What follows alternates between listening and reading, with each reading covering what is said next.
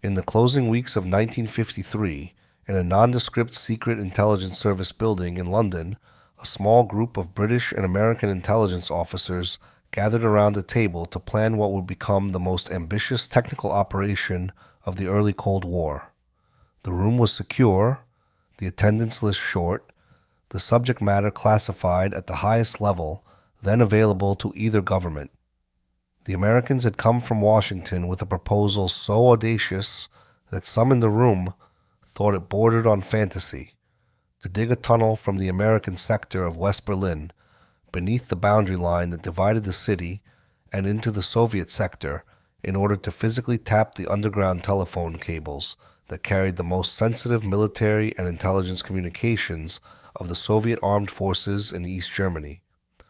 Among the men present was a 31-year-old British officer named George Blake. He was not a senior figure. His role at the meeting was largely administrative. He was there, in part, to take the minutes, to record what was discussed and decided, so that the planners would have an accurate account of an operation that, by its nature, could never be committed to any ordinary file. Blake was fluent in several languages, recently returned from 3 years as a prisoner of war in North Korea, and regarded by his colleagues as diligent, intelligent, and entirely reliable. He listened carefully. He wrote down the essential details: the location, the technical approach, the cables to be targeted, the agencies involved. He understood, perhaps better than anyone else in that room, exactly what was being proposed and exactly how much it would matter. What the men around that table did not know, what they would not learn for another 8 years, was that George Blake was a Soviet agent. He had been recruited by Soviet intelligence during his captivity in Korea, and he had already begun passing British and American secrets to Moscow. Within days of that London meeting, the details Blake had so carefully recorded were in the hands of his Soviet case officer, a KGB man named Sergei Kondrashev. By the time the first shovel of Berlin earth was turned, the operation that the Central Intelligence Agency and the Secret Intelligence Service, believed to be one of the most closely held secrets of the Cold War, had already been compromised at the moment of its conception. This is the story of that tunnel, and of the man who betrayed it before it existed.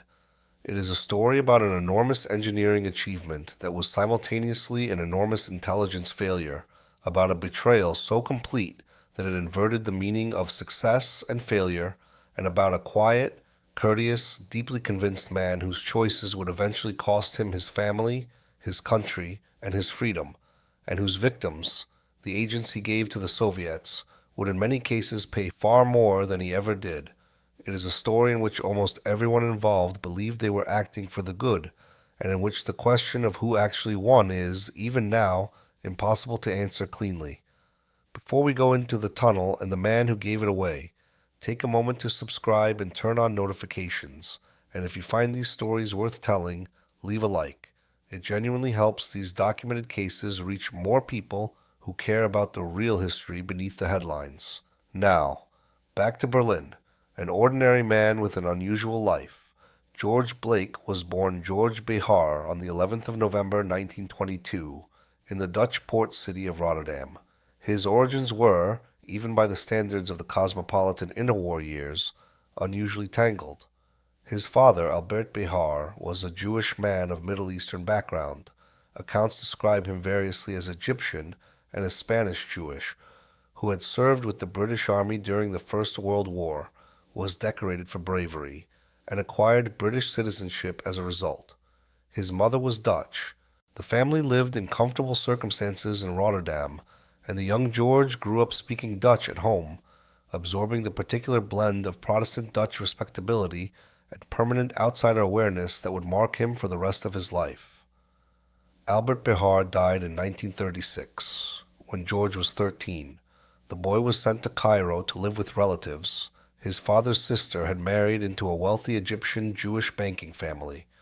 It was in Cairo that George met the person who, by his own later account, did more than anyone to shape his political imagination, his older cousin Henri Curiel, a committed Marxist who would go on to become a founder of the communist movement in Egypt. Curiel was charismatic, intellectually serious, and morally certain. To a teenage boy who already felt himself to be a permanent outsider, Not quite Dutch, not quite British, not quite Egyptian, not quite anything. The older cousin's vision of a world remade along just and rational lines was magnetic.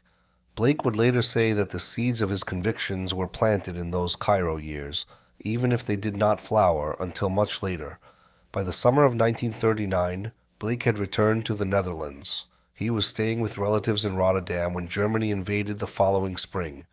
His mother and sisters managed to evacuate to England. George, holding British citizenship, was at first interned by the Germans and then released because of his youth.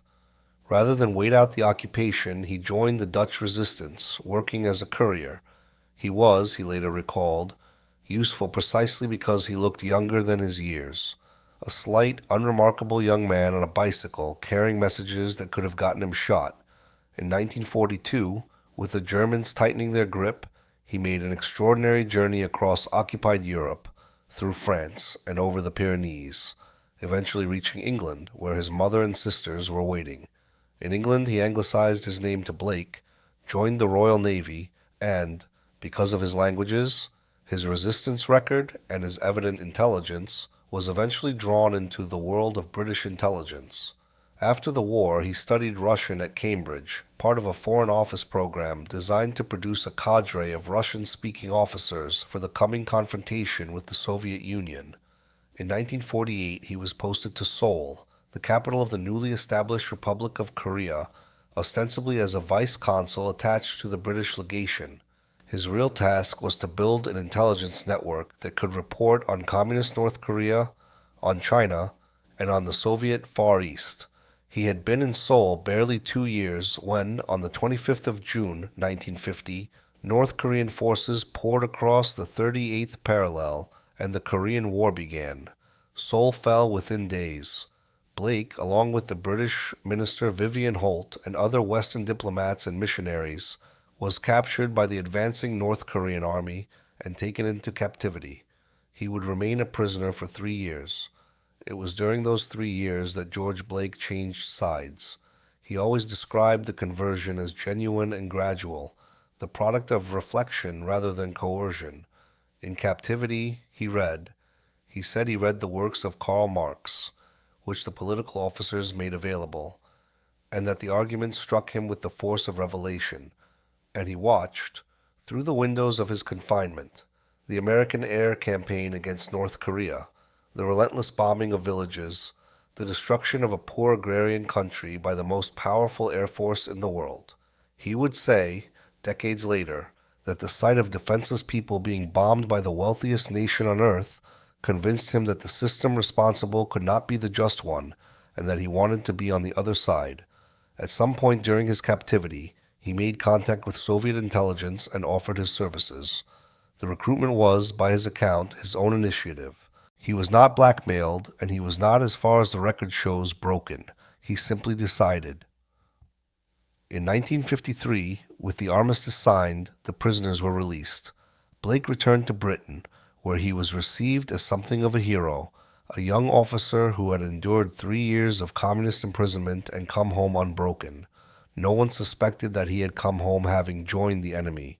He resumed his career in the Secret Intelligence Service, assigned to a section known as Y, whose work involved processing the recordings of telephone intercepts of Soviet diplomats and Red Army officers across Europe.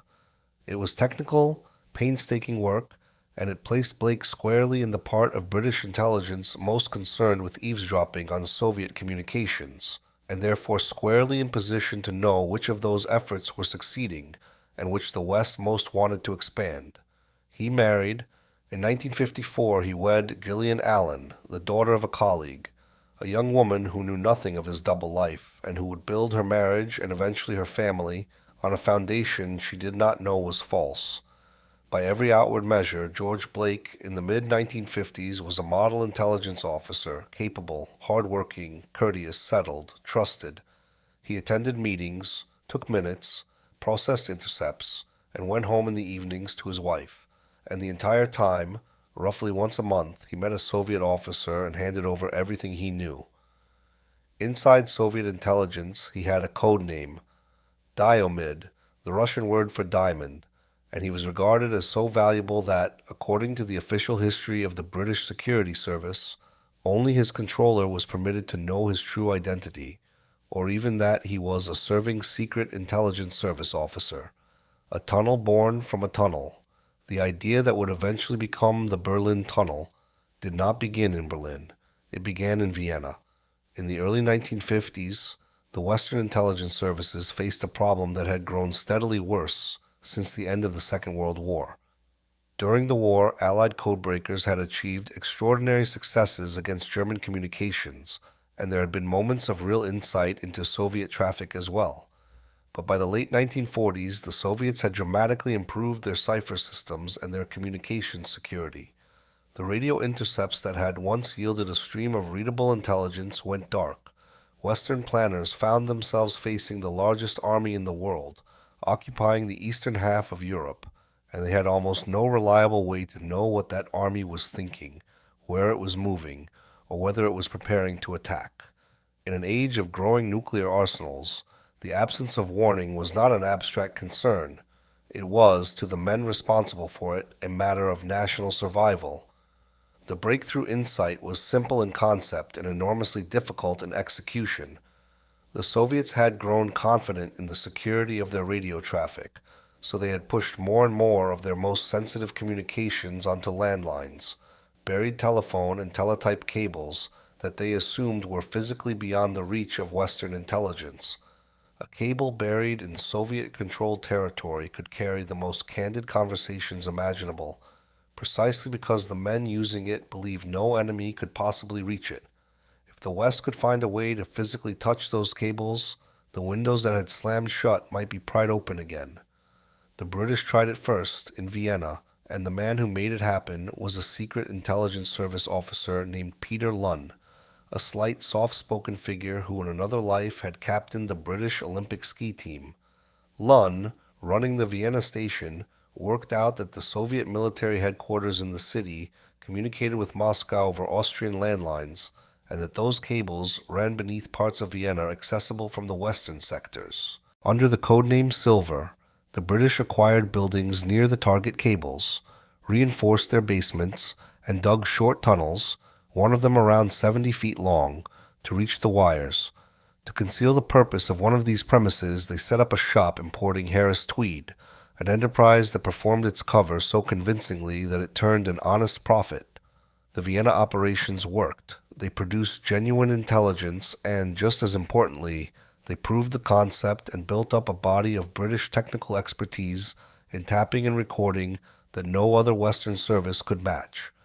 When the far larger Berlin project was conceived, it was that hard-won expertise that earned the British their central role in it. In Berlin, the prize was far greater, and the difficulty far worse.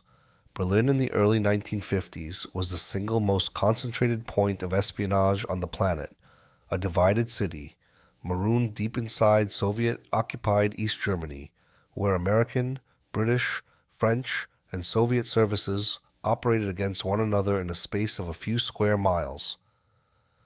The Soviet military headquarters at Karlshorst, the East German government, and the enormous Soviet garrison in East Germany all communicated through cable networks that ran beneath the city's streets. American intelligence, working patiently with sources inside the East German telephone system, had identified a set of cables in the southeastern part of the city, near the district of Alt-Glienicke, that carried an extraordinary volume of Soviet military and intelligence traffic. 3 cables in particular, together carrying many hundreds of separate circuits, were judged to be the most valuable targets in Berlin. Identifying those cables had itself been a quiet feat of espionage.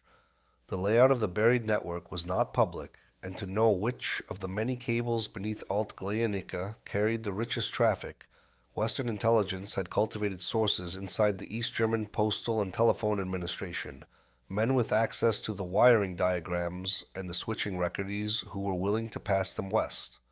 Without that human work, the tunnel would have been a blind dig. With it, the planners could aim their shaft at precisely the 3 cables that mattered most. It was a reminder that even the most technical of operations rested, in the end, on people willing to take risks, and that the same would prove true, catastrophically, of the operation's betrayal.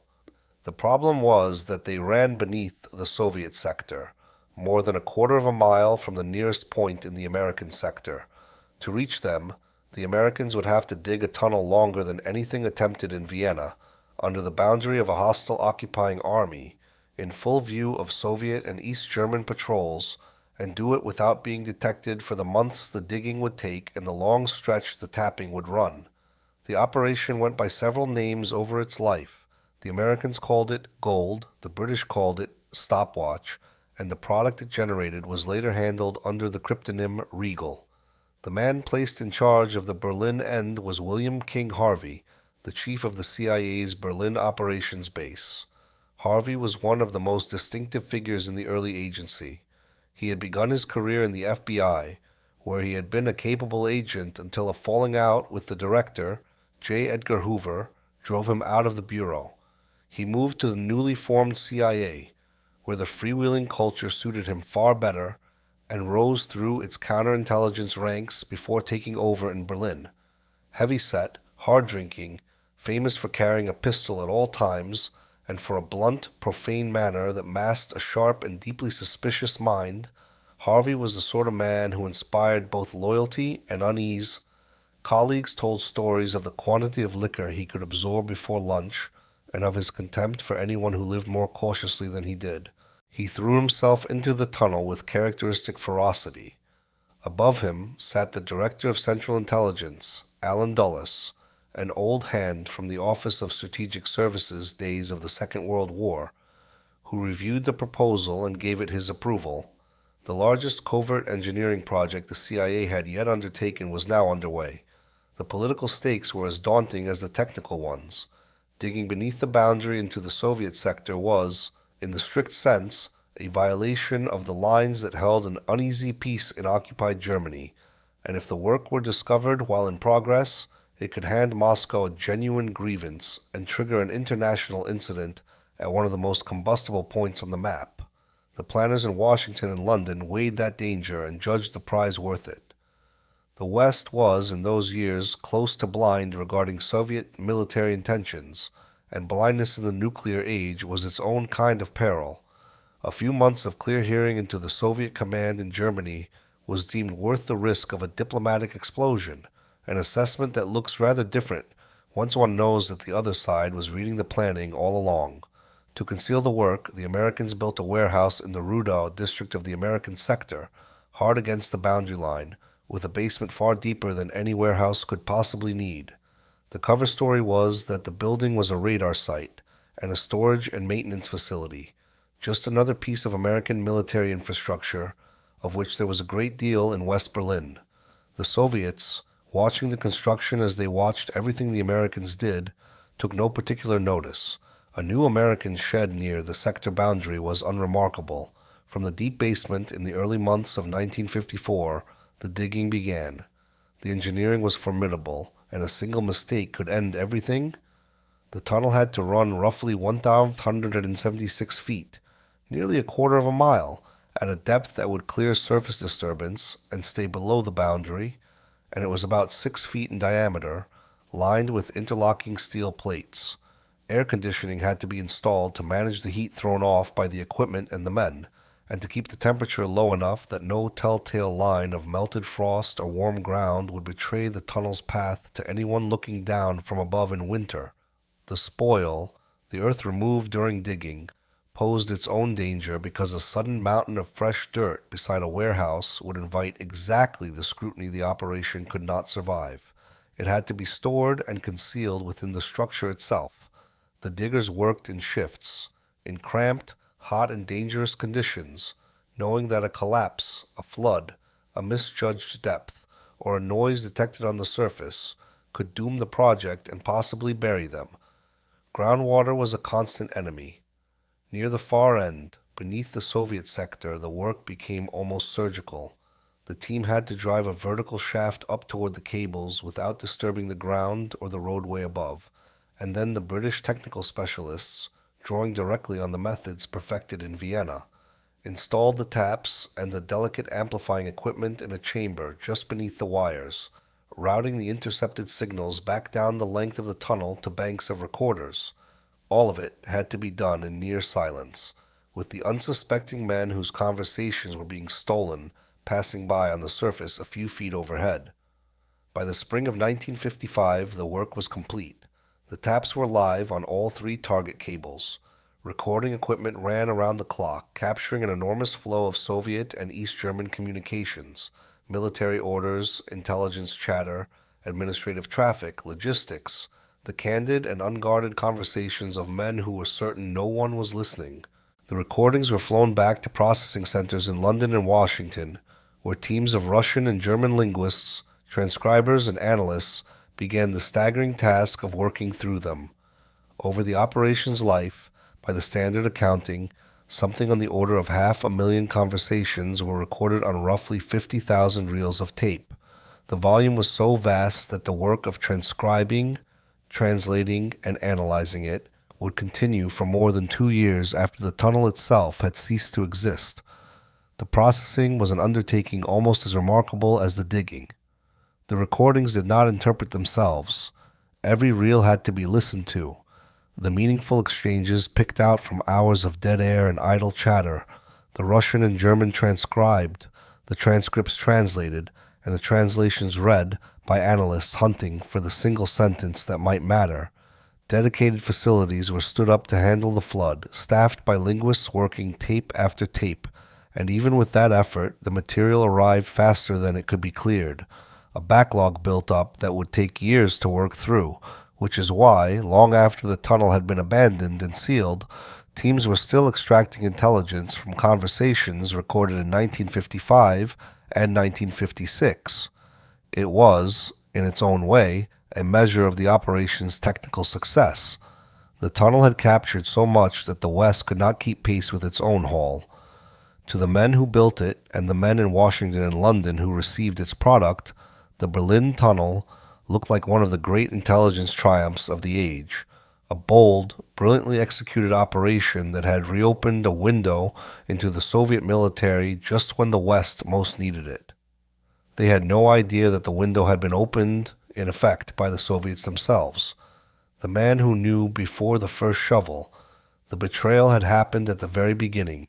George Blake, sitting in that secure London room recording the discussion, had carried the operation's essential secrets to Sergei Kondrashev before the tunnel was anything more than lines on a drawing. The mechanics of how Blake passed his information are, by the nature of such things, only partly documented, but the shape is clear enough. Blake met his Soviet contact roughly once a month.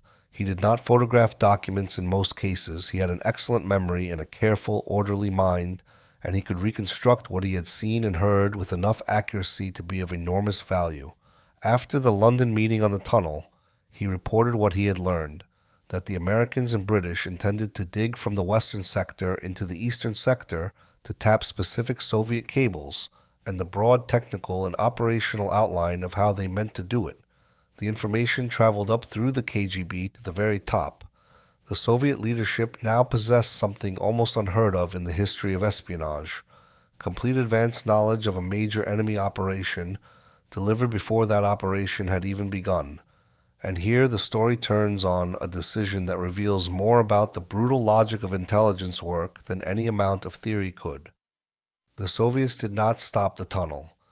They did not arrest the diggers, expose the operation, or even quietly reroute the traffic that ran through the targeted cables.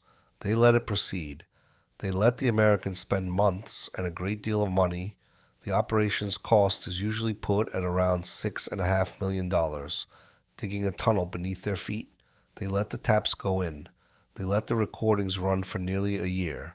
The reason was George Blake himself. If the Soviets acted on what Blake had told them, if they suddenly diverted the traffic, or staged a discovery too neatly, or did anything that revealed they had known about the tunnel in advance, they would point a finger straight at their own source. The circle of people who knew about the operation was small, and a leak so precise and so early would inevitably trigger a hunt for the traitor. Blake was, in the cold calculus of the trade, worth more than the secrets the tunnel would capture. He was a serving British intelligence officer with access to a steady stream of Western secrets, and he had years of productive betrayal ahead of him. To protect that asset, the Soviets were willing to sacrifice a great deal of genuine intelligence. So they made a fateful choice. They protected Blake by keeping the secret of the tunnel almost as tightly as the Americans did. The KGB did not tell the East Germans. According to the accounts that have emerged since, they did not even tell the Soviet military communications personnel who actually used the tapped lines.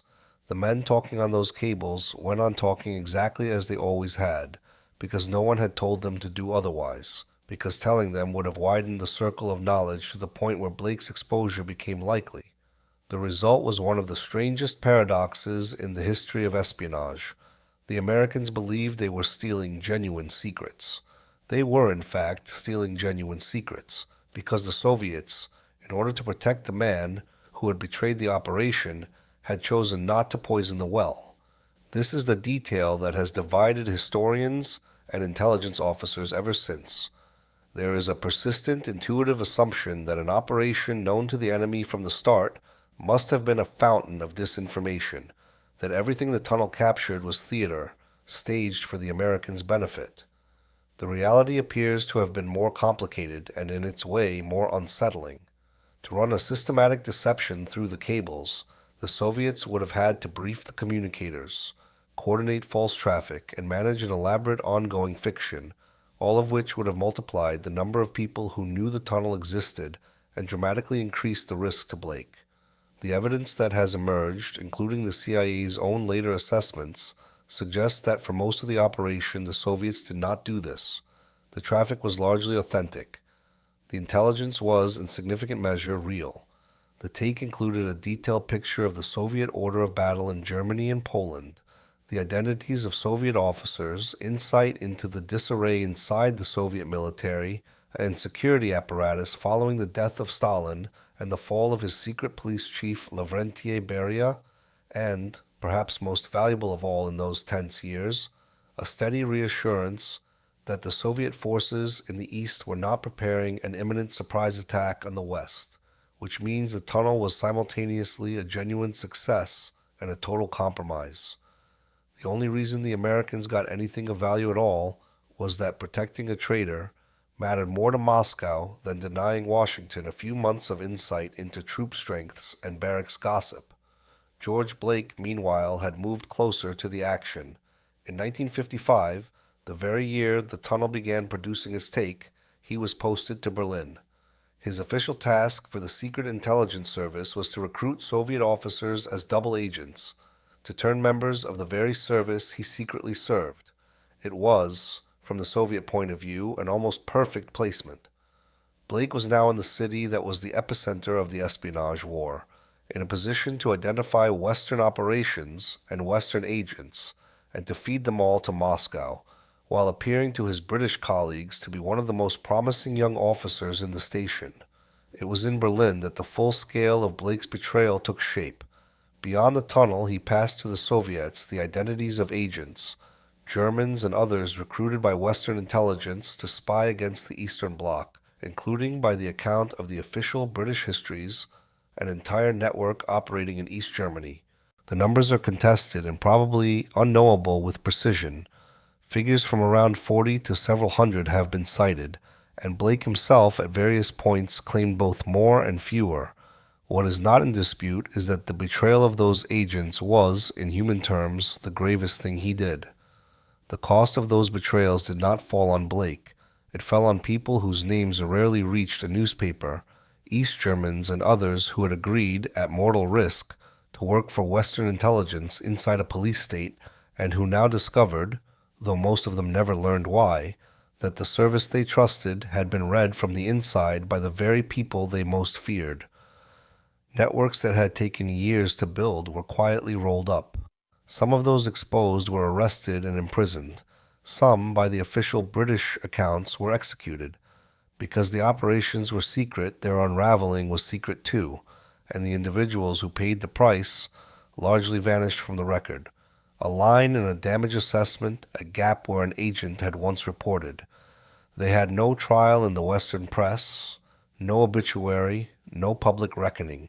They were simply gone, while the man who had given them up went on to a long life and a state pension, a discovery that was not a discovery.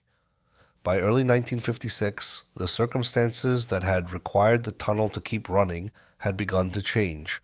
The precise reasoning inside the Soviet service remains partly obscured, but the timing is suggestive. Blake's posting in Berlin was coming to an end, and with his departure, the most acute danger that a sudden discovery would point to a source still sitting inside the operations circle diminished. The Soviets had also, by this point, extracted whatever advantage they could from letting the operation run, and they had something to gain from ending it on their own terms. A tunnel run by the Americans into the Soviet sector, exposed and put before the cameras, would be a propaganda gift, proof of Western aggression and provocation, served up at a moment of the Soviets' choosing. So the discovery was arranged.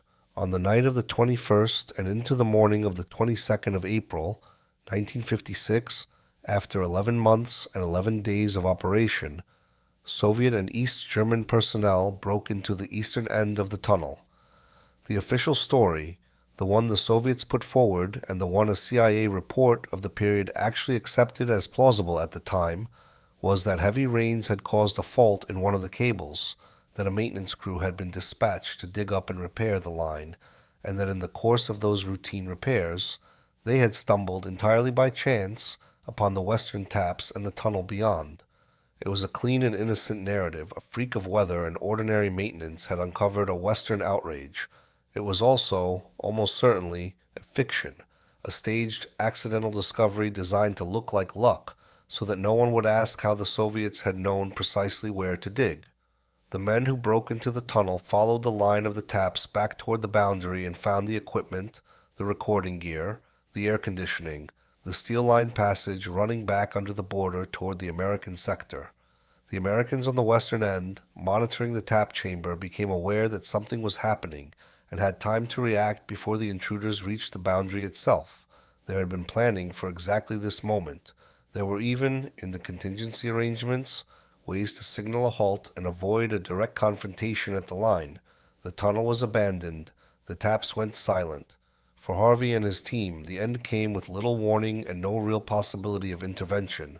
They could hear, through their own equipment, the sounds of men working along the tap chamber toward the boundary. They could do nothing but listen to their secret being undone in real time. A sandbagged barrier and a hastily improvised warning had been positioned near the line, meant to caution the intruders that they were reaching the edge of the American sector and to discourage them from pressing across it. The Soviets stopped at the boundary. The confrontation everyone had feared, an armed clash beneath the streets of a divided city, did not come. What had taken months to build was finished in a single night, and the operation passed in the space of a few hours from a closely guarded triumph to a propaganda exhibit. In the days that followed, the Soviets did exactly what the propaganda logic demanded. They put the tunnel on display. East German and Soviet officials conducted press tours, walking journalists through the passage, showing off the sophisticated American and British equipment, displaying the tapped wires, and denouncing the operation as a gross violation of international law and a provocation against peace. The intent was to embarrass the United States and Britain and to portray the Western powers as aggressors burrowing under the boundary to spy on their neighbors. The propaganda effort largely failed, and in a way the Soviets had not anticipated.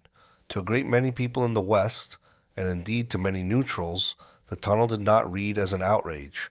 It read as a magnificent feat of daring and ingenuity, a tunnel dug in secret beneath a hostile army, to listen in on the most powerful military force in Europe. Newspapers treated it less as a scandal than as a thriller. Far from being humiliated, Western intelligence found that the operation, once exposed, burnished its reputation for boldness and competence. Bill Harvey and his team had pulled off something that sounded like fiction, and the public, on the whole, was impressed. And here lay the final, exquisite irony of the affair as it stood in 1956. The CIA believed it had run a brilliant operation that the Soviets had discovered by sheer bad luck. The Soviets allowed the Americans to keep believing exactly that, because the alternative, admitting they had known all along, would have given away George Blake. So the West celebrated a triumph it did not fully understand.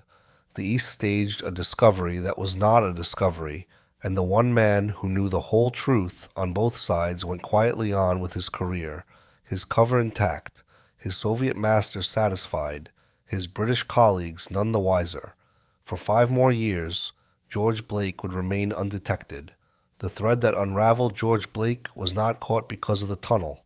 The tunnel's secret history, the fact that it had been betrayed in advance, would not be widely understood until much later.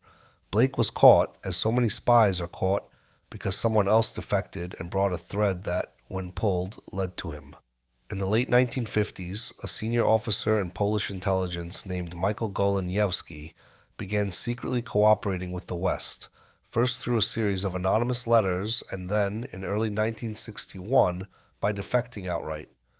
Goleniewski had access to the kind of information that traveled through the fraternal intelligence services of the Eastern Bloc, and among the things he was able to indicate was that the Soviets had a source inside British intelligence who had supplied information about Western operations. The material he provided did not name Blake outright, but it narrowed the field dramatically. It told the British that there had been a traitor in a particular part of their service, with access to particular secrets, and it set in motion the painstaking process of comparing what the Soviets had clearly known against the small number of people who could have told them. The same defectors information helped roll up other Soviet penetrations in Britain and beyond, but for the Secret Intelligence Service, the most damaging conclusion pointed inward, at one of their own. The investigation pointed to George Blake. In the spring of 1961, he was abroad, studying Arabic at a British language school in Lebanon. He was recalled to London. The recall was managed carefully, under a pretext, so that he would not be alarmed and would not bolt. Blake returned, apparently unsuspecting, and was brought in for what was framed as a routine series of conversations. The interrogation that followed has become one of the more remarkable episodes in the history of British counterintelligence, not because of any dramatic confrontation, but because of how the confession was finally drawn out. For a time, Blake held firm, maintaining his innocence and treating the accusations as a misunderstanding. The breakthrough, by the accounts that have come down, came not from threats but from a particular line of argument.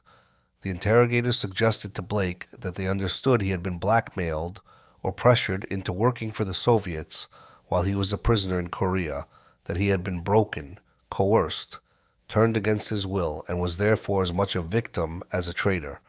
It was an offer of a face-saving story, a way to confess, while preserving the dignity of having been forced. Blake rejected it, and in rejecting it, confessed. He would not accept the suggestion that he had been coerced, because for him it was a lie that insulted the thing he was proudest of. He had not been broken. He had not been blackmailed. He had chosen, freely and on the strength of his convictions, to work for the Soviet Union. To accept the cover story of coercion would have been to deny the very thing he believed gave his betrayal its meaning. So he told them the truth, that he had become a communist in Korea, that he had offered his services to the Soviets of his own accord, and that he had been their agent ever since. He had, in effect, been undone by his own pride. The same conviction that, turned in the other direction, had made him so effective a traitor. The scope of what he confessed was staggering. He acknowledged passing vast quantities of information to the Soviets over years. He had betrayed operations, including the Berlin Tunnel. He had betrayed agents, the men and women recruited by Western intelligence to spy in the Eastern Bloc, handing their identities to a service that did not treat captured spies gently. The exact toll has been argued over ever since. British official accounts and later commentators put the number of betrayed agents in the dozens or the hundreds, and stated plainly that some of them were executed. One widely repeated figure held that around 40 agents lost their lives as a result of his disclosures. Blake himself, in interviews given many years later, offered shifting and contradictory accounts, at times claiming to have betrayed several hundred agents, while fiercely denying that his actions had sent anyone to their death. The truth lies somewhere in the contested space between the official charge sheet and an old man's self-justifying memory, and it is unlikely ever to be settled with precision. What is certain is that real people, on the wrong side of the Iron Curtain, were exposed because of him, and that some of them suffered consequences far graver than anything Blake himself would ever face. A sentence meant to last a lifetime, George Blake was charged under the Official Secrets Act with offenses arising from his espionage. The case was, in legal terms, relatively straightforward. He had confessed, and the evidence of his betrayal was overwhelming. He pleaded guilty to 5 counts of passing information to a foreign power. There was no contested trial in the ordinary sense, no battle over guilt or innocence. The central question before the court was not whether Blake had spied, but what was to be done with a man who had. The trial, held at the Old Bailey in May 1961, was conducted largely in secret, much of it closed to the press and the public, because the matters involved were too sensitive to air openly. This secrecy created its own problem after the fact. Because the public was not permitted to hear the full account of what Blake had done, the eventual sentence struck many people as bewilderingly, almost incomprehensibly severe, without the context that might have explained it.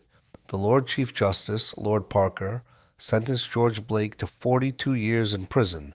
It was, at the time, the longest sentence ever imposed by a British court for espionage, longer than many sentences for murder, a term so vast that it amounted for a man already approaching 40 to a life behind bars in all but name. The figure of 42 years acquired a grim mythology of its own. It was sometimes said, almost certainly apocryphally, to represent 1 year for each agent Blake had betrayed who had subsequently been killed. In reality, the arithmetic was more prosaic, a stacking of consecutive terms across the counts to which he had pleaded. But whatever its origin, the symbolism was unmistakable. The court intended Blake's punishment to stand as a measure of the lives he had ruined and the damage he had done to British and Allied intelligence. His case so alarmed the British government that it prompted a formal review of security vetting procedures across the public service. For Blake's family, the conviction was a catastrophe of a different kind. His wife, Gillian, had married a man she believed to be a loyal British officer and had built a family with him, eventually 3 sons. She had no knowledge of his betrayals. The revelation that her husband was one of the most damaging Soviet agents in British history detonated in the middle of an ordinary domestic life. The marriage did not survive. In the years that followed, Gillian would distance herself and the children from the man who had deceived them all so completely. It is one of the recurring features of these cases that the people closest to the spy, the spouse who knew nothing, the children who knew less, are among those most thoroughly upended by a secret they had no part in keeping. George Blake entered Wormwood Scrubbs Prison in West London in 1961 to begin serving a sentence that, on its face, would keep him locked away until the next century.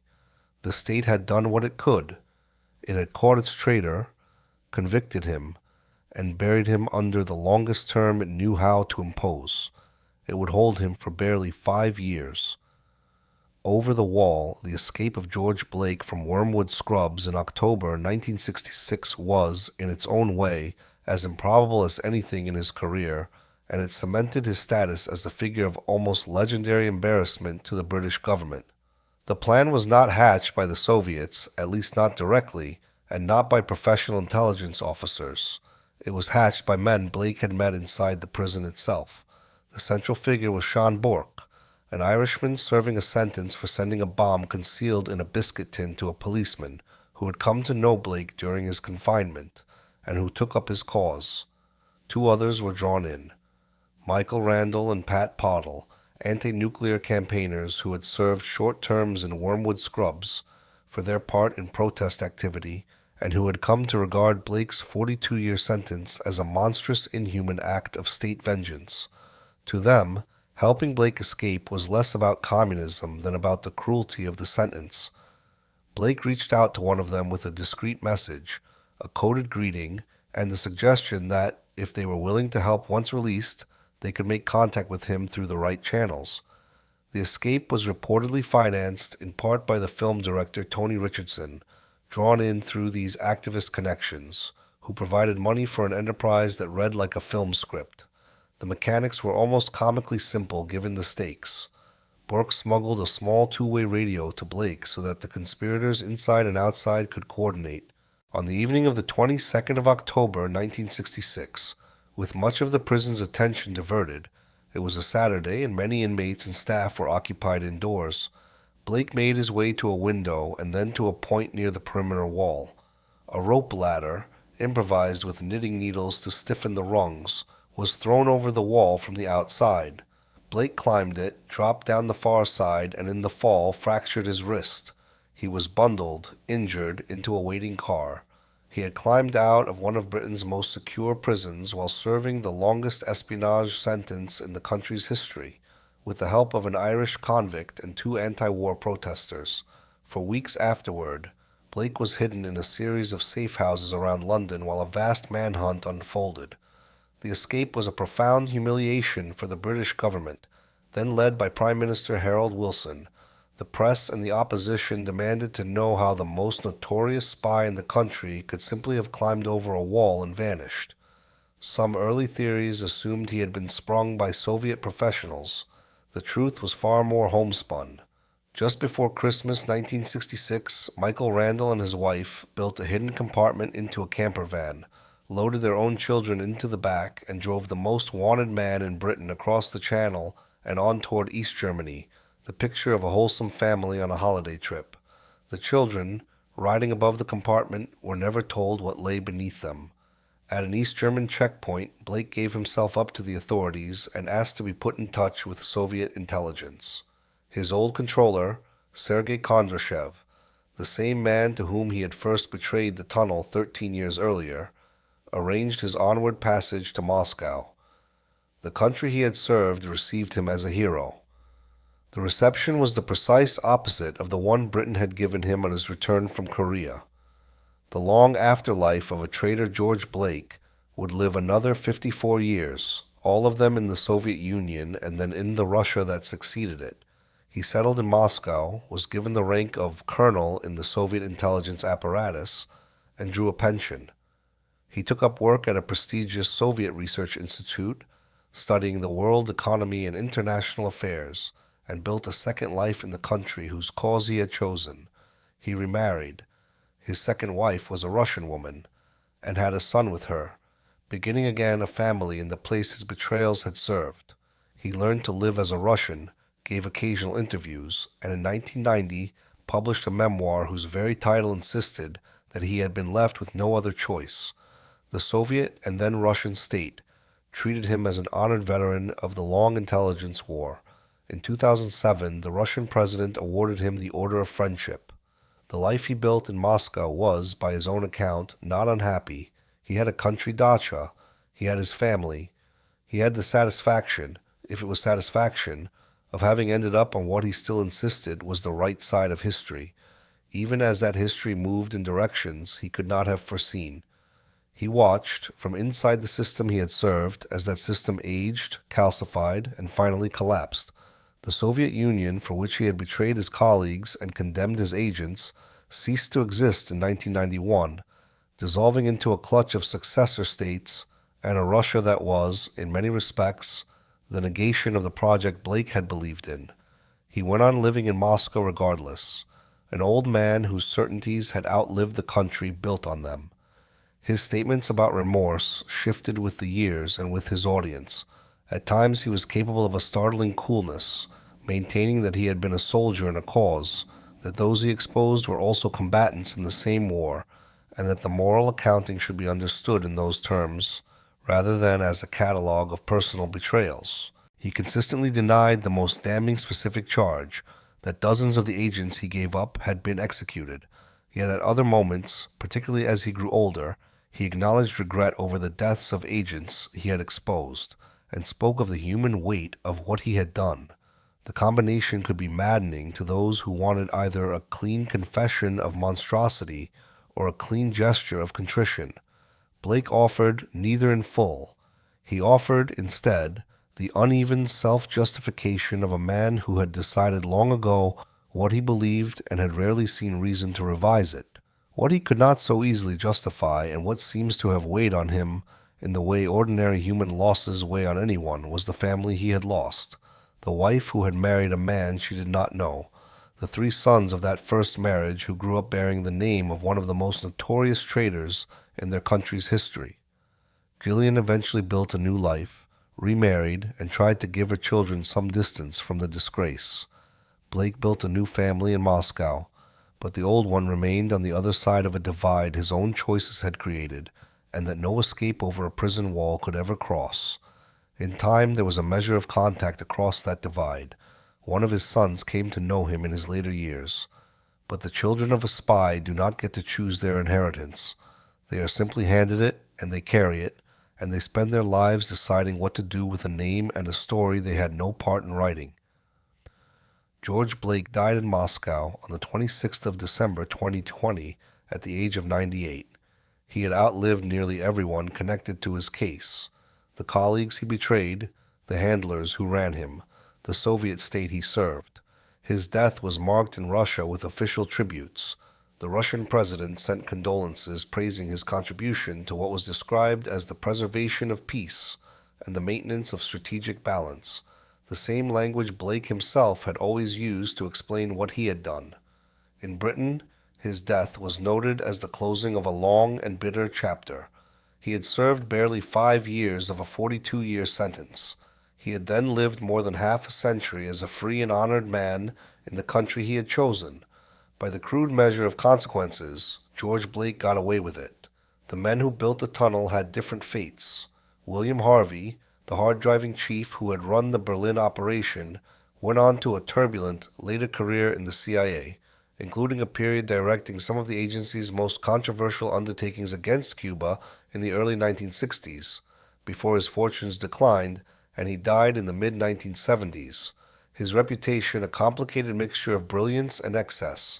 Allen Dulles, the director who had approved the tunnel, presided over the CIA through some of its defining triumphs and disasters before leaving the agency in the early 1960s. He died in 1969. Sergei Kondrashev, Blake's handler, rose high in the KGB and lived to collaborate, after the Cold War ended, on the candid joint history that finally laid much of the tunnel's true story before the public.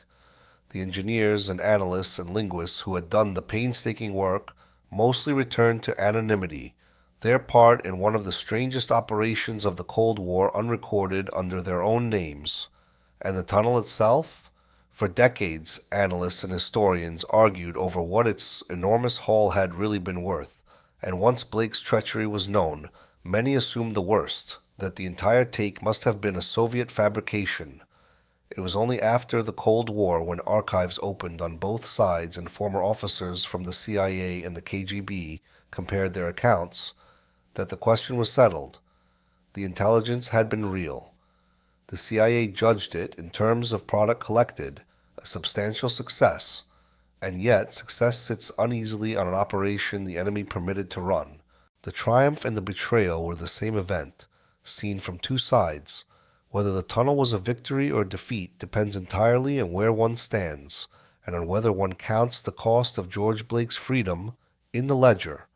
The arithmetic of belief the Berlin tunnel and the man who betrayed it resists the tidy moral that the Cold War so often invited. There is no clean villain here whose punishment restores order, and no clean hero whose courage redeems the cost. There is, instead, a tangle of people who each believed, with varying degrees of conviction, that they were doing what they ought to do. George Blake believed he was serving peace. This is the part of his story that observers have always found hardest to accept, because it is far more comfortable to imagine a traitor as a man corrupted by money or broken by blackmail than as a man acting on principle. Blake took relatively little money. He was not coerced. The decision he had made in a Korean prison cell, he held to through prison and escape and exile and the collapse of the very state he had served. One can regard this as the deepest kind of self-deception, a man who dressed up betrayal as conscience and never let himself look squarely at the lives he traded away. One can also recognize that real betrayals are very often committed by people who sincerely believe they are doing right, and that the sincerity does not lessen the harm. The agents Blake exposed were not abstractions in a debate about peace. They were people, with their own lives and their own loyalties, who paid for his convictions in a currency he himself never had to spend. The men who built the tunnel believed they were defending their countries against a genuine and frightening threat. They were not wrong about the threat. The Soviet army in Germany was real, the nuclear danger was real, and the West's blindness to Soviet intentions was a genuine peril in an age when miscalculation could mean catastrophe. The tunnel was an attempt, ingenious and brave, to lift that blindness. That it was compromised from the start does not make the effort foolish, or the men who made it fools. They were defeated, not by their own incompetence, but by a traitor they had no way of detecting, sitting in their own councils. And the Soviets who ran Blake believed they were doing their jobs, which was to protect a priceless source even at the cost of letting an enemy operation succeed. Their decision to keep the tunnel running, to sacrifice real intelligence in order to shield their man, was in its way a model of professional discipline, and it was also a decision that treated human beings, both the agents Blake betrayed and the soldiers chattering unknowingly on the tapped lines, as counters in a larger game. That is what intelligence services do. The Berlin Tunnel simply shows the logic in unusually pure form, stripped of the comforting illusion that the right side wins because it is the right side. What remains, when the operational questions are set aside, is the human residue these cases always leave behind. A wife who married a stranger, 3 sons who inherited a name that was also an accusation, agents who vanished into prisons and unmarked graves on the eastern side of a line they had risked their lives to cross, a quarter-mile tunnel lined with steel that 2 intelligence services fought over and a third quietly owned, now collapsed and buried beneath a German suburb where people walk their dogs and never think about what lies under the ground.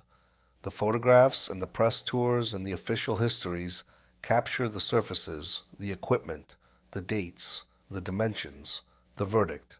They cannot capture the thing that actually drove the story, which was belief, the conviction, held by men on every side, that they were the ones who understood what was right, and that this understanding entitled them to do what they did. George Blake was 31 years old when he sat in a London room and quietly carried away the secret of a tunnel that did not yet exist.